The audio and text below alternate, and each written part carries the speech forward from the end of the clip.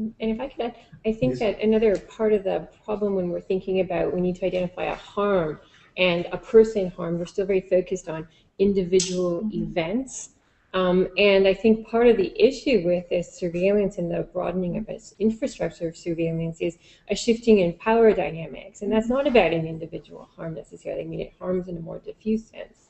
And to understand what's at stake there, we need some way of educating people about those broader systemic effects, and understanding what does actually happen with your information or your video, what kind of analysis is done, what are the possibilities about that, and to be put in that broader context. And I think part of the broader context in Canada, like it is going globally, is that there's a significant asymmetry of transparency where we are increasingly transparent to say, I'm sorry, I'm on the law enforcement kind of issue here, but we're increasingly transparent to law enforcement. I mean, think of, the proposed ban on masks in protests, right? And so you can't, show up in public at a protesting even peacefully with a mask on. The police have warrantless access to videos. There's increased ability to analyze those videos. And I mean, there's this incredible surveillance structure being built.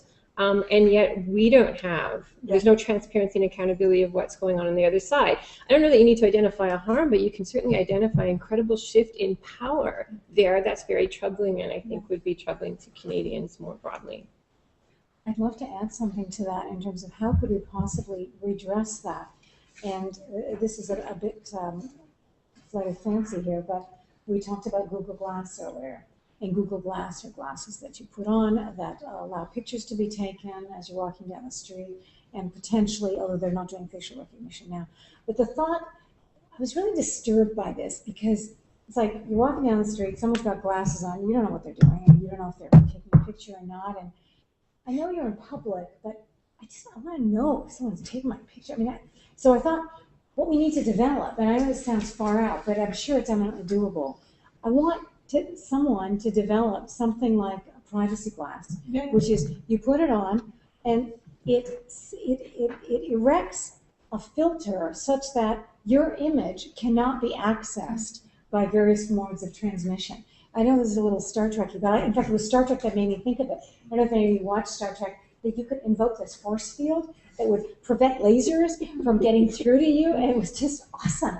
So I thought, we need like a privacy field where the individual can invoke it should they wish to, and their facial image won't be captured. And then I thought, we can't restrict this just to a response to Google Glass. There's going to be lots of wearable computers that will be able to take your image and do whatever other scanning that may be possible. So all the techies I talked to, I said, get me something that will prevent your facial images from being captured. And I said, it's really far out there, but mark my words, someone will develop this. So I think it's almost like a chess game. It's like point, counterpoint. The surveillance activity expands, we need a response to it. Just like, with facial recognition or any kind of biometric, we have biometric encryption, which is a way to allows biometrics to take place, but in a totally privacy protective manner, that your biometric template is never retained anywhere. So even if the police break into it, they can't get your identifier.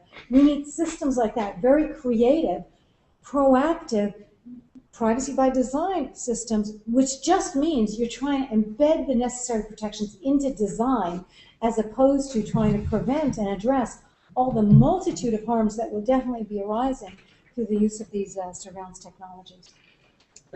My only